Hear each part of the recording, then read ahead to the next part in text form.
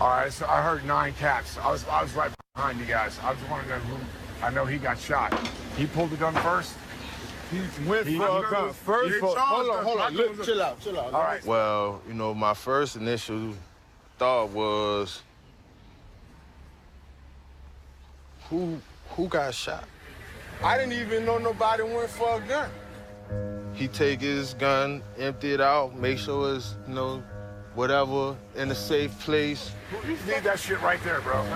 Yeah, it's smart. If Cardell was the one who was out of his mind, why would people walk up to him and want to talk to him? And he was telling people, call the police, make sure y'all tell him everything y'all saw. He stayed and waited, cooperated with the police. But when they finally showed up, you know, first thing, you know, put your hands up, guns drawn. They thought originally Kevin O'Neill, the person on the other side of the car, killed Will Smith.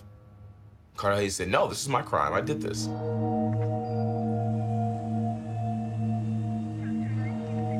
Once he finds out it's Will Smith, a man who he has literally watched hours of tape on to try to become a better defensive lineman, he crumbles.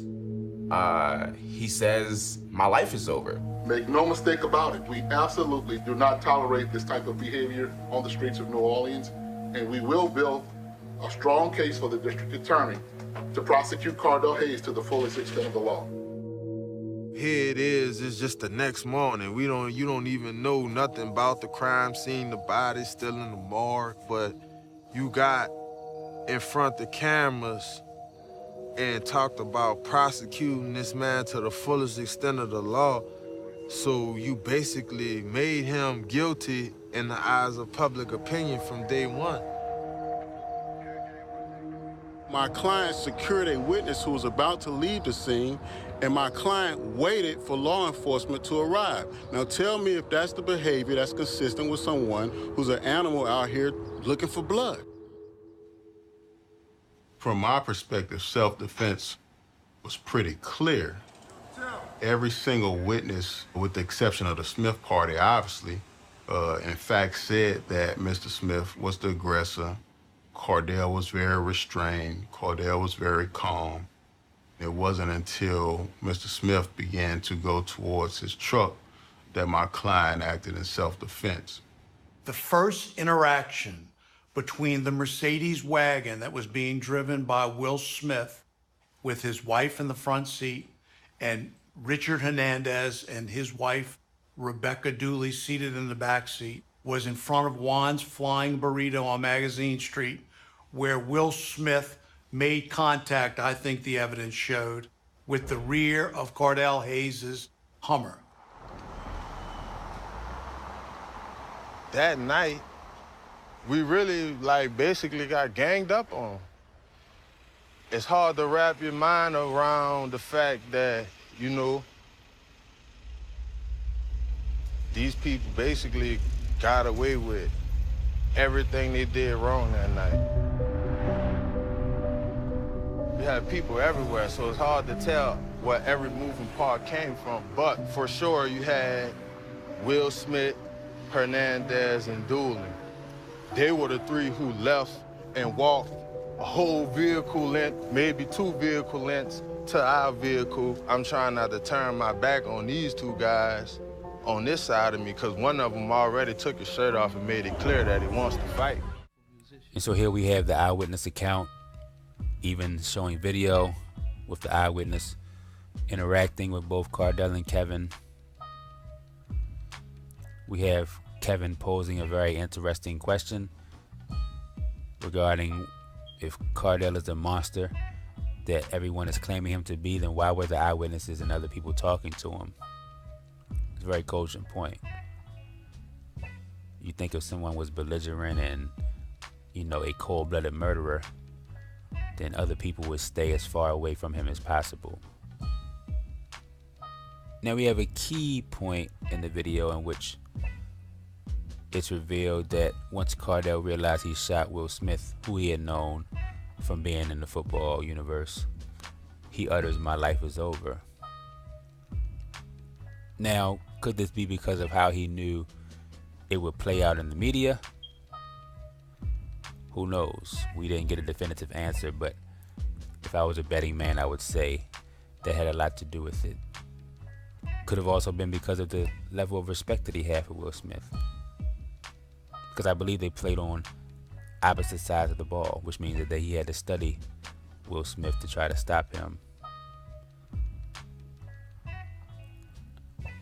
Then we also have very strong words for Cardell from the police representative. Again, the police are going to build a strong case for the DA. They're going to prosecute Cardell to the fullest extent of the law. So think about who saw that clip and the message that's sent to them. That one, we have a killer, not on the loose necessarily, but we have a killer in play right now who, if left to his own devices, will kill again. And we have to take action swiftly to get him off the street. That's what it sounds like to me. And I'm sure that's what it sounded like to other people. And then back to the eyewitnesses, they all claim that Will was the aggressor.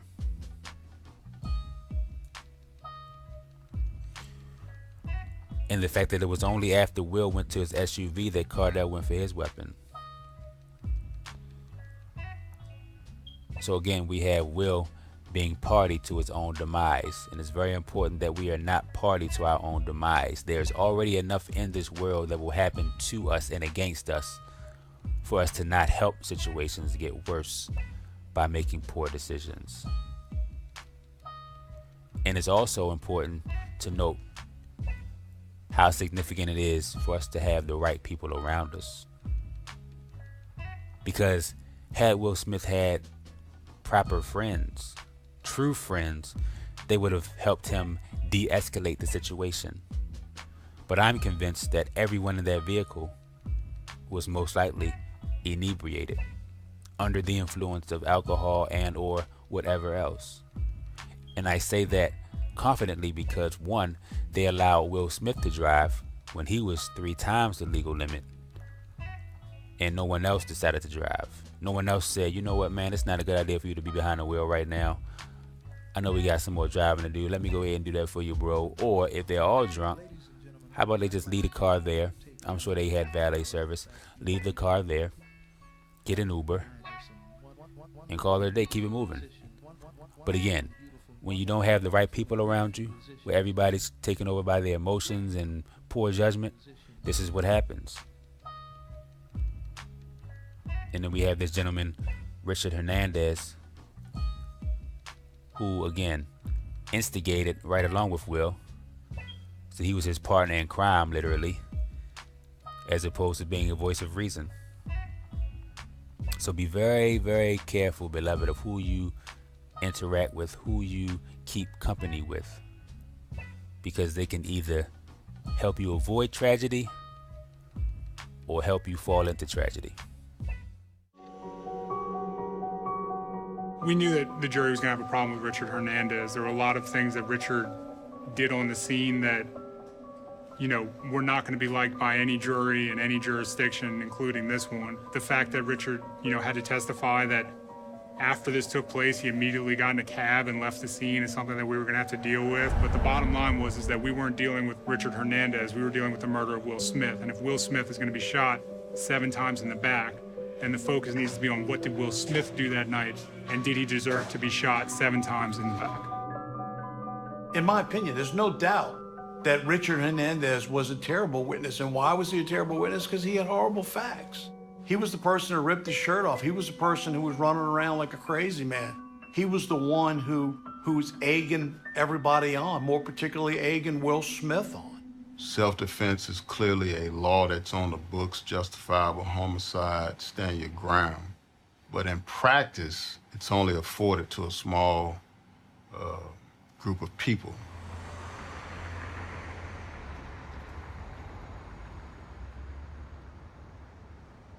To be a justifiable homicide under Louisiana law, the defendant has to reasonably believe that he is in imminent danger of being killed or receiving great bodily harm and that it is necessary for him to kill that person to remove himself from that danger.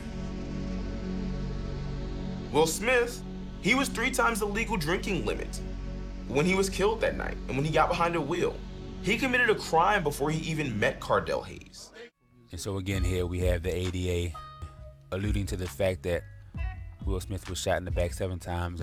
And what we must consider here is, again, the larger perspective about how bad it looks and how it's biased when someone is shot in the back, because we associate that with the person wanting to get away from the situation and the perpetrator not allowing them to walk away.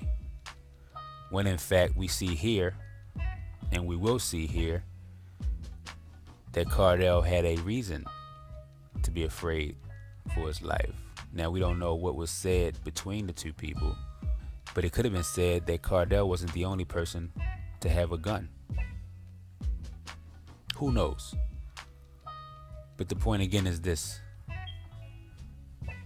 Cardell allowed himself to get to that point where he put his hands in the life of an attorney whose job it is to convict people on a daily basis. And then we have the testimony from the defense attorney using the term self-defense, justifiable homicide, and stand your ground. Now, all 3 of these concepts we'll cover in the postscript, where I focus on New Orleans law, Louisiana law, and we pick apart how racially charged that system is, and how, again, it behooves us to make the right decisions, because if we do not, if we slip up, we can put ourselves right in the mix of a system that was designed to see us fail.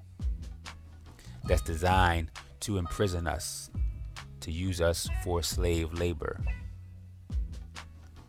And that's really what it boils down to. It's economics. When you have a city whose job it is to make money in order to run and operate and fund employers and be able to create infrastructure and create other profit centers, then everything boils down to money. And it's very sad that in the pursuit of making money, which we know we all need in order to survive in this world, some people become greedy and they take shortcuts and they lose integrity and they allow their better judgment to be ruled by a lust for money and power. And so again, with that kind of system in play, we can ill afford to make unwise, borderline stupid decisions that could land us right in their hands. He was following a criminal at that moment. But somebody had already hit him, and he was following him, trying to give the police the description of a criminal that just had committed a criminal act upon him. Before shooting, before anything, Will Smith was a drunk driver that ran from an accident. Yeah. Point blank, period. Yeah. He just hit somebody. He a drunk driver, he ran. Now let's say the story stopped right here. And then we find out it's Will Smith. In this fucking city, is Will Smith ass going to jail? No. The minute they start reporting that it was him that got shot, the whole narrative of the story was he was in the right and the person that did it was in the wrong. The only reason why it matters so much to us, to the people in this room, because we know the guy who did it. Y'all assassinating this man character on the other hand, but you know, this man character can't be brought up.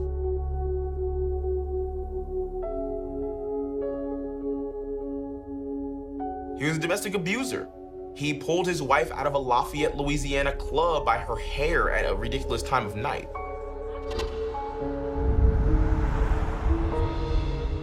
He was a defensive lineman, so he was a man who was paid to injure people. You ain't just talking about anybody who's not totally capable of being violent, being aggressive, you know?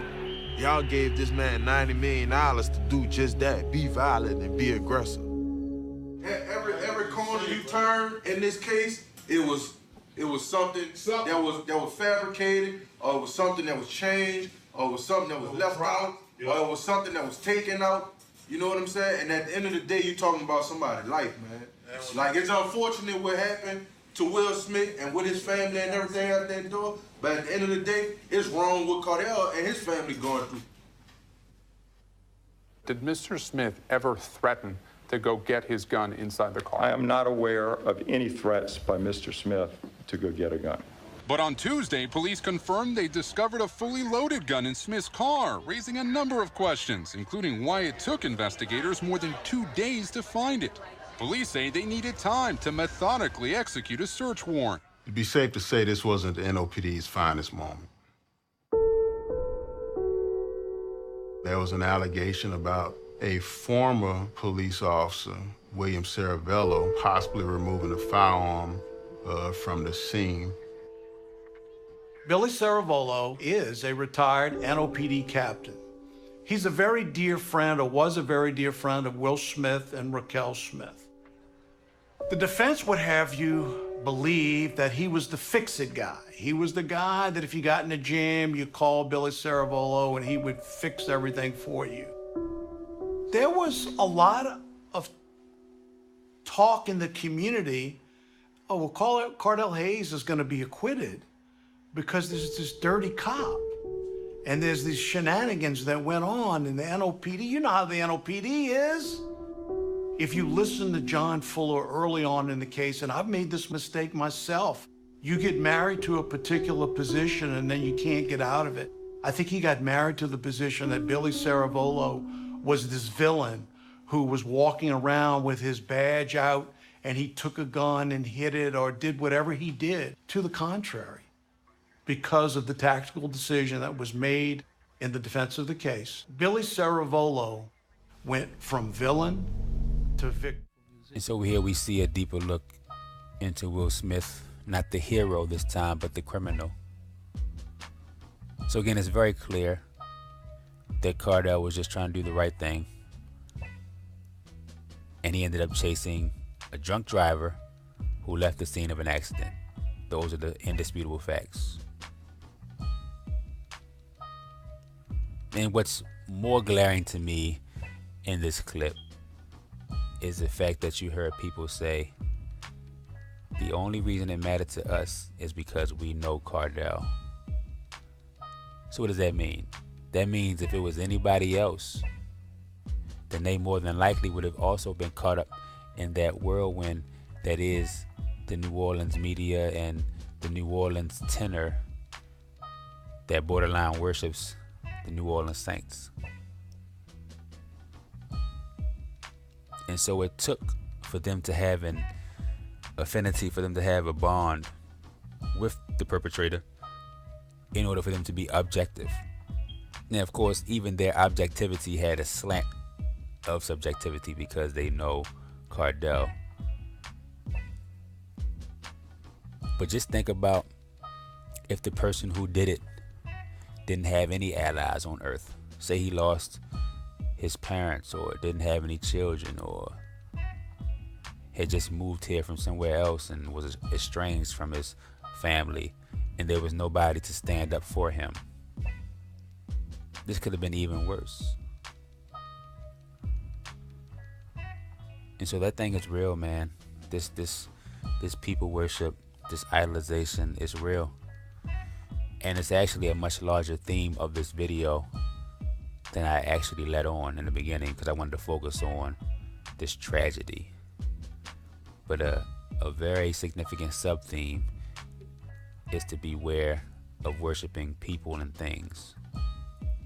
Our worship should be reserved for that which feeds our spirituality and that focuses on not only our life on earth, but our afterlife. And so, of course, you know what time it is for me. I won't belabor that point, but just know that I'm confident, I'm assured that the life I live now has afforded me a lifetime in eternity in paradise with my creator, Elohim. And that pleases me every day. And then so moving forward, in this clip we have it revealed that Will Smith had been involved in domestic violence earlier in his life, pulling his wife out of a club by her hair. So think about that. This man has a history of violence and a loss of control. And I would dare say, probably had an issue with alcohol. Now, one could say that could potentially be from playing the game of football, having injuries that he had to cope with.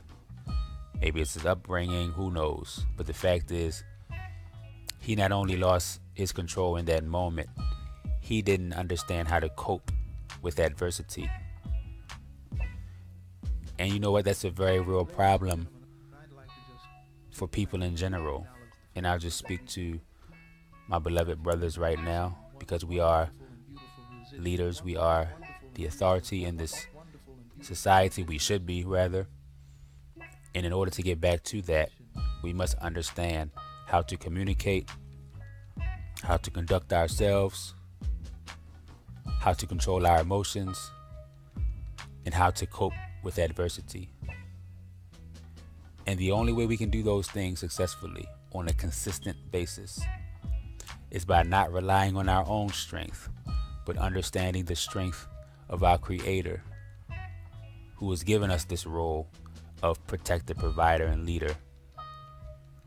And so in doing that, He wouldn't give us the role without giving us the tools and equipping us to be successful in doing so. So let's depend on Him. Let's use every gift that He gave us in a righteous fashion. And by doing so, we can avoid foolishness and be about kingdom building, and be about building community, and be about leading families and raising children and being successful and prosperous. All the things that God has put us on earth to do and to be.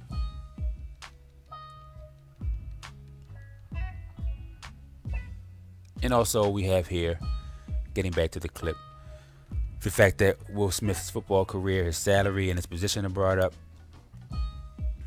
all to explain the fact that he had a natural, incentivized penchant for violence and confrontation. And so again, we have a man who didn't have any boundaries, seemingly. And so the point is this: it's up to us to understand who we are and where we are and who's around us. All of these things are our responsibility. We have to be observant. Sometimes we have to be silent so that we can take in the atmosphere and the environment and take stock of what we see.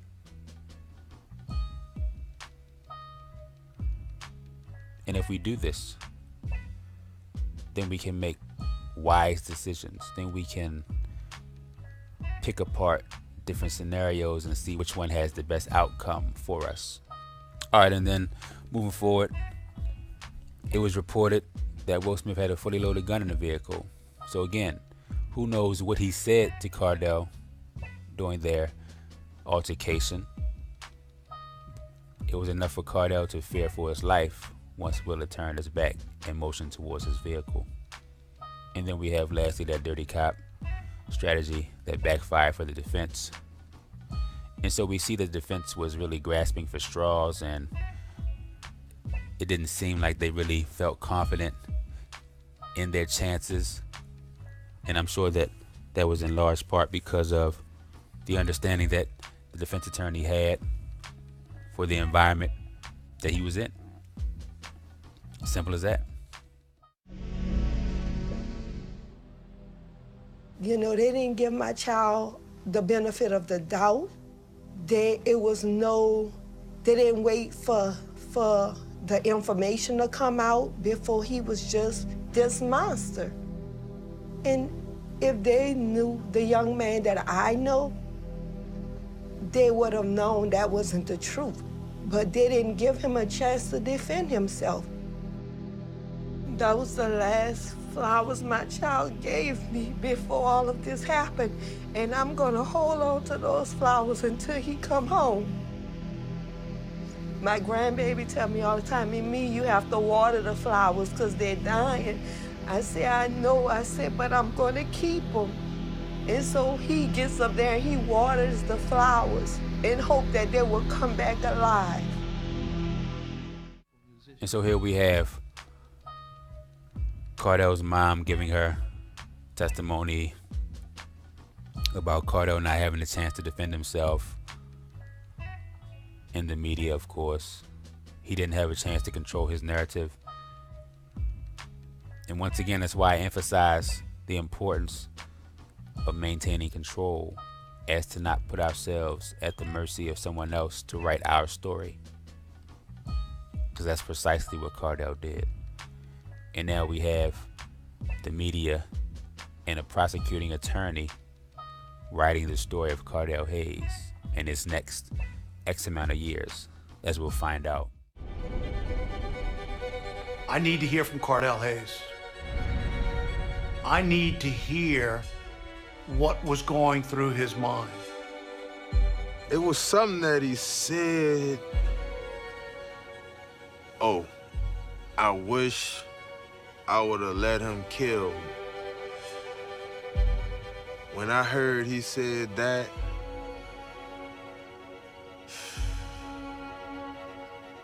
that really took the soul out of me. I mean, Cardell did an excellent job on the stand. He literally had multiple jurors crying when he was testifying. If Cardell Hayes succeeded in doing anything, it was garnering some sympathy from the jury. He did testify about how he was, a father of a young child. He was able to get that out. He did come off as personable to the jury. I think that certainly helped him. I really believe, seeing the demeanor of Cardell Hayes, that Cardell Hayes really, really, really believed that he had no other option.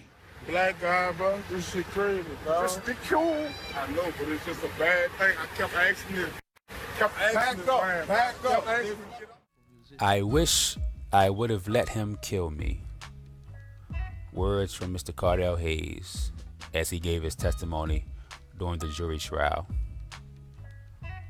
So what's important here is that it's clear to me that short of Cardell just blatantly lying and putting on for the jury, that he really believed his life was in danger during their altercation.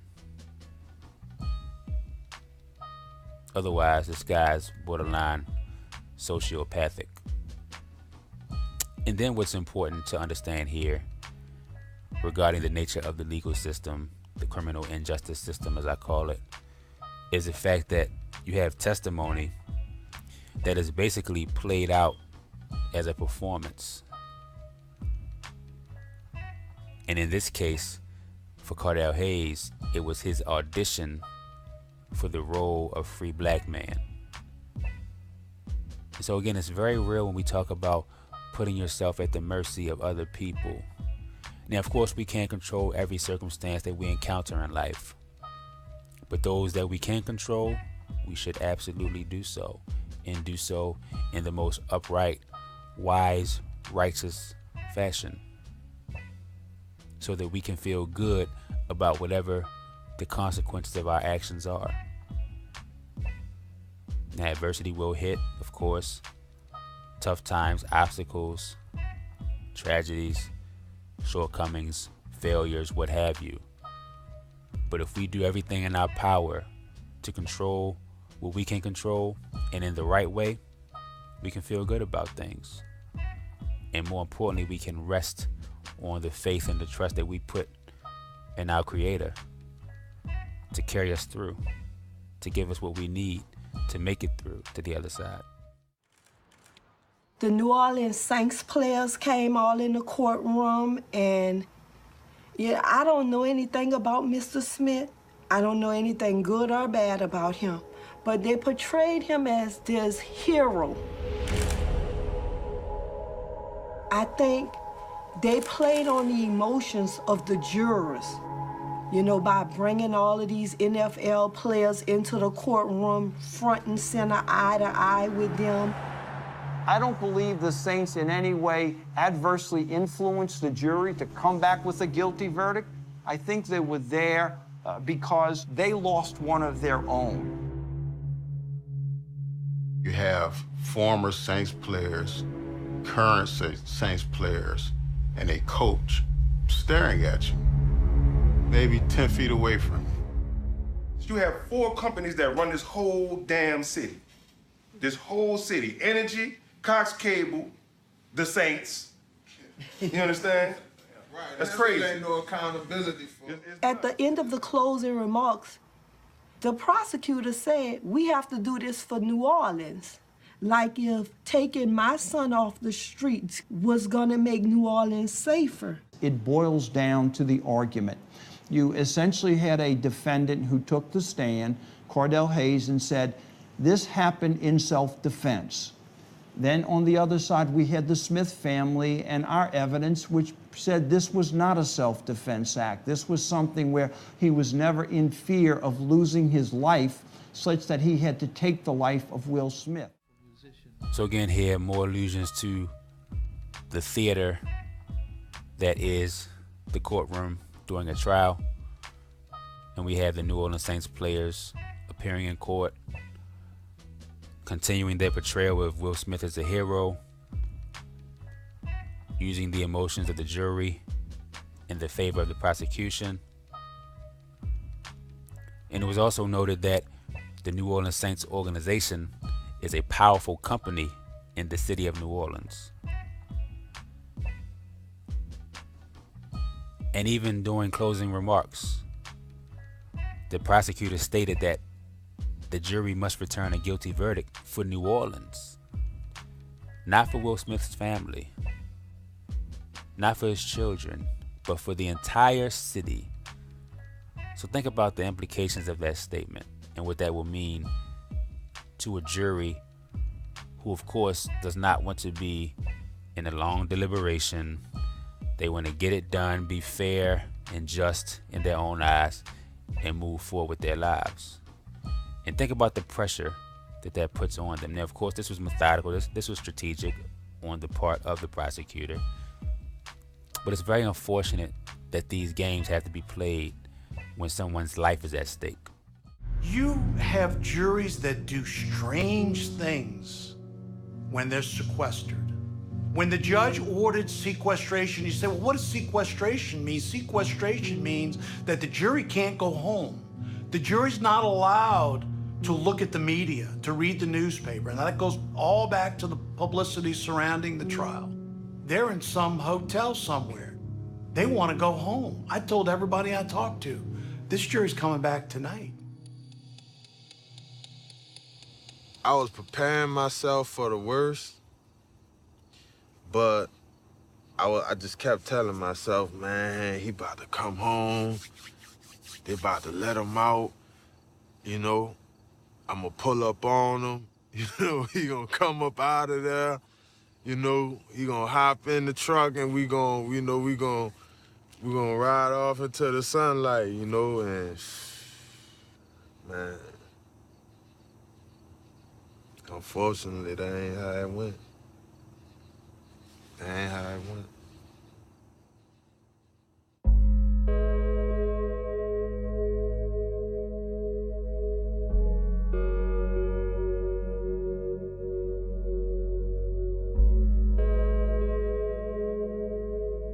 Look, I might disagree personally with that particular verdict.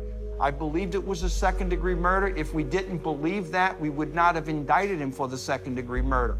But I certainly respect the time and the effort that the jury gave to that particular case and that verdict and the decision that they rendered. They delivered the verdict in 5 hours on a Sunday, right before Sunday Night Football started. The judge, who I thought was incredibly fair throughout the entire proceedings, sentenced him to 25 years. What does that say? I think it says that Cordell Hayes was a good witness. I think it says that Cordell Hayes has a young child.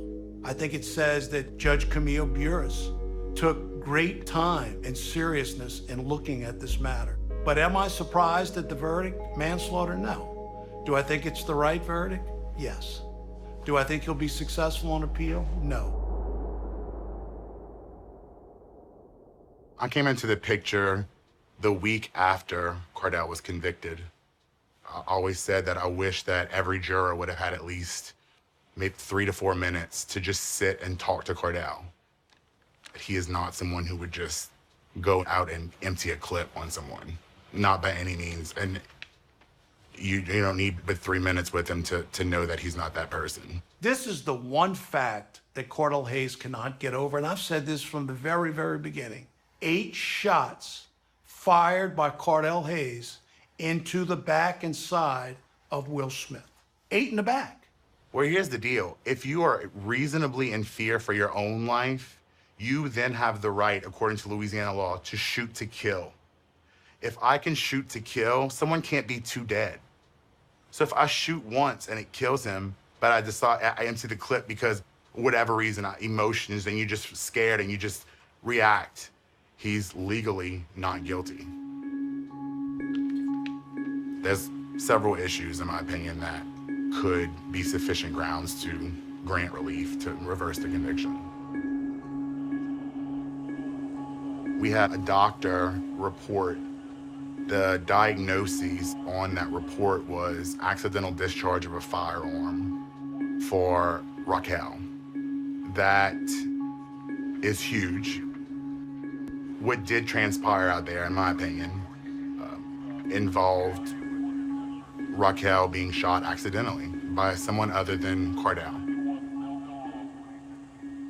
The ballistics expert made it 100% clear that there was only one gun fired during this incident, that all of the bullets came from Cardell Hayes' gun.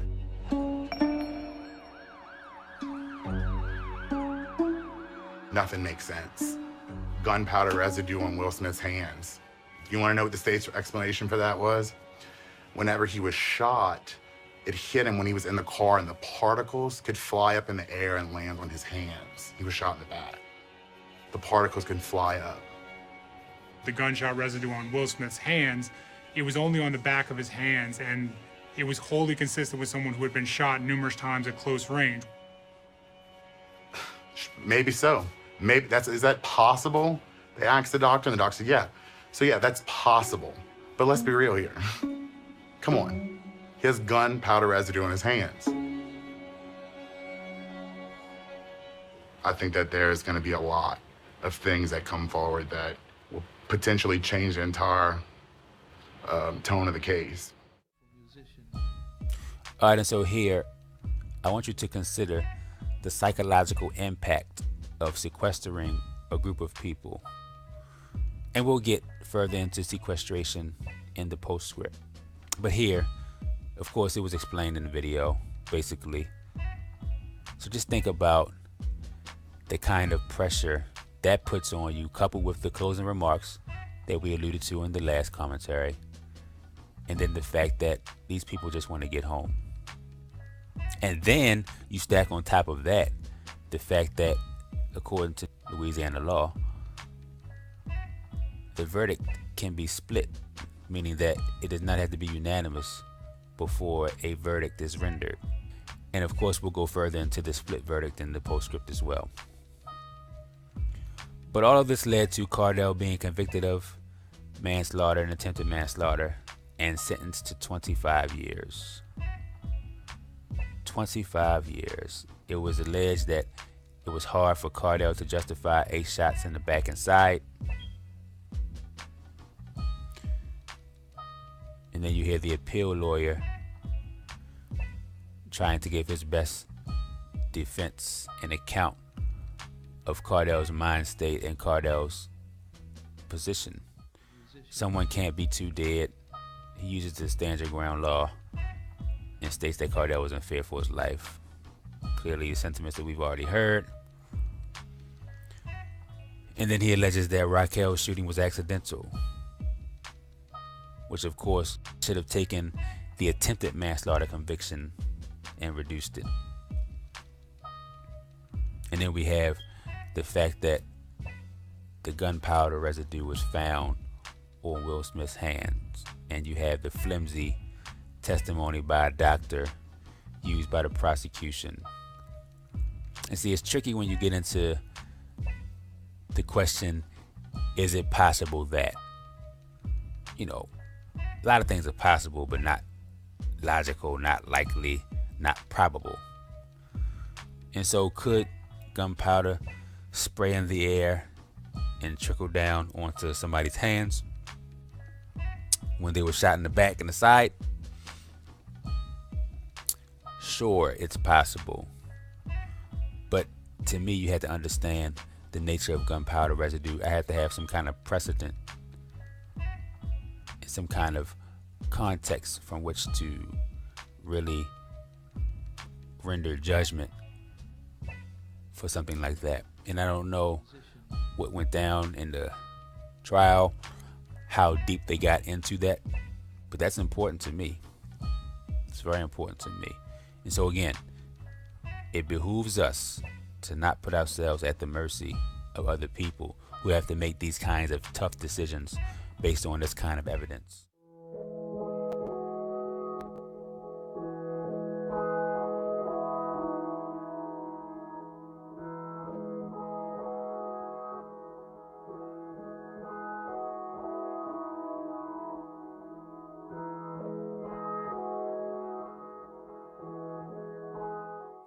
Again, here we'll further discuss the split verdict in the postscript, but it really speaks to, again, that point of doing our best to keep our lives out of the mercy of other people. And furthermore, understanding the law of the city and state in which you reside, because that should help you, if you need any further help, it should help you to make the proper decisions. Because if you understand the rules of engagement, if you understand what you're up against, it will probably deter you from doing certain things and probably keep you from engaging in certain activities and being around certain people or being in certain environments or being out at certain types of night in certain types of neighborhood. And so all of these things matter. And all these things are part of being aware. Not just self-aware, but aware, again, of one's environment, of one's ecological relationships. All these things matter.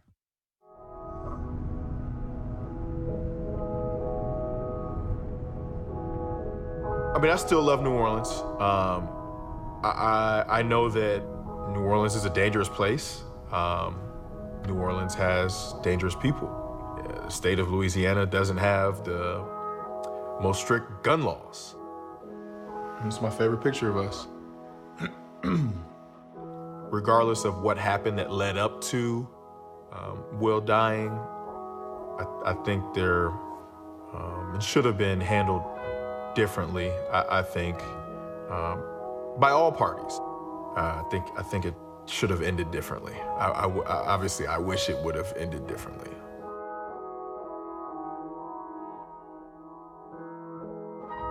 We would sit on our sofa every Sunday after church, and I would cheer the Saints on, win, lose, or draw. But now I don't even watch the NFL anymore. It's difficult. It's very difficult because I feel as though that had a lot to do with my son being where he's at today.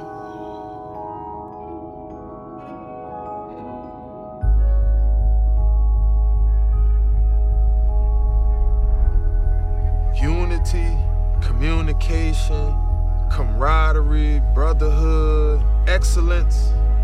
It's so many different things that you could preach and incorporate in sports and athletics. You know what I'm saying? So it's like, I'm thankful for the game. I'm thankful for everything the game has afforded me and afforded others. But at the end of the day, I see the ills of it. You see every day how power can corrupt man, not even just with sports. New Orleans took my son from me. I mean, I wasn't out there that night, but I know my son did what he felt he had to do so he can come home. You know, I understand that Smith, his wife, they lost their father, and I do understand that. But my son, he lost his father too. You know, Mr. Hayes' case is important, or is seen as being important, because of the celebrity that is involved. You couldn't tell me Will Smith would serve 25 years for killing Cardell Hayes. He's the beloved son of New Orleans. If you are a poor dude who lives in NO East and you kill a wealthy millionaire who entertained white folks for a decade and won them a Super Bowl on the backs of one of the greatest catastrophes we've seen in American history, does it matter that you killed a black man? So of course this happened to Cardell Hayes. It's happened to so many other Cardell Hayeses. So many other people have walked up those steps at 2700 Tulane Avenue have never come back down. There was nothing telling us that Cardell had a chance to be different.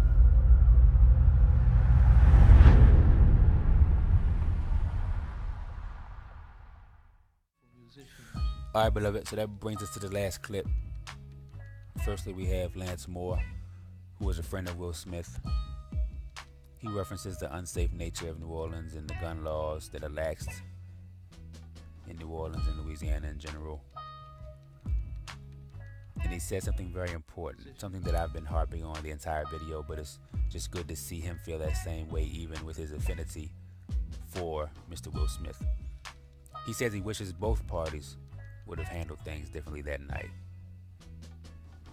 Very simply put, that's a man who, while he clearly has an affinity for the victim in this case, the victim who lost his life, they're both victims in my eyes, but Will Smith, who lost his life, he understands that Will Smith wasn't perfect, and he was party to his own demise. He put himself in an unsafe environment, uncertain environment, where he no longer had control. It's very refreshing to see, because if more people could operate with that level of objectivity, this world would look a lot different. And so moving forward, we have Cardell's mom, who blames the influence of the NFL and the New Orleans Saints for what happened to her son. Now, does she have some legitimate gripe there? Absolutely she does. That's been clear throughout the video as well. But again, if she's being honest with herself, Cardell Hayes was party to his own demise. And it hurts me to say that because I understand the entire context, but truth is, sometimes hurtful. And it is what it is. And then we have Kevin O'Neal, who explains what he loves and hates about football. And namely that he hates that power can corrupt man, both in football and in life. And that's a very wise assessment. Power can corrupt in many ways. The power that the Saints had corrupted the minds and the hearts of those who had Cardell Hayes' life in their hands. And we see what happened thereafter. And it's also asserted that Will Smith more than likely would have not been sentenced to 25 years if the shoe was on the other foot. And dig the reasoning, because he was beloved to white people. How about that? So again, we'll go over the racially charged nature and atmosphere and ethos of the city of New Orleans and the state of Louisiana. That is emblematic of the South in general, and many northern, Midwestern, and Western states as well, but most notably, historically, the South. And then we have the concluding statement about there being so many other Cardell Hayes in the history of criminal injustice on the basis of race. And so again, to a prosecutor, Cardell Hayes is a docket number, a case reference, no more, no less. have to do our very best to avoid being the same thing to the criminal injustice system. All right, beloved, so that brings us to the end of this coverage. Once again, we've taken a look at the untimely, tragic death of former NFLer Will Smith, and it's my prayer that as a result of this coverage, we're now able to look at accountability and responsibility in a different light and understand the gravity and the seriousness of every decision that we make and don't make, for that matter. And so, as always, it's been a pleasure. I look forward to sharing and growing with you in the future. Stay tuned for all LUSU Media Group content. And again, we're going to keep this thing moving, all in the name of growing and creating independent, critical thinkers. Because at the end of the day, if we're able to think critically and independently, we won't be brainwashed and we won't succumb to temptation and foolishness that oftentimes ends in loss of freedom or loss of life. And on that note, until next time, be blessed and be a blessing. That's a wrap. Don't forget to like, share, follow, subscribe, and comment. Also check us out on IG, Twitter, Facebook, Pinterest, Tumblr, and Patreon, all under LUSU Media Group. And as always, you can get in-depth content on Patreon once you subscribe. Also check out our LUSU Designs lifestyle apparel, which you can now purchase online. See the description for the links. And last but certainly not least, shout out all my sponsors for their support. Definitely appreciate the love on there, and their info is also below in the description. Alright family, until next time, be blessed and be a blessing.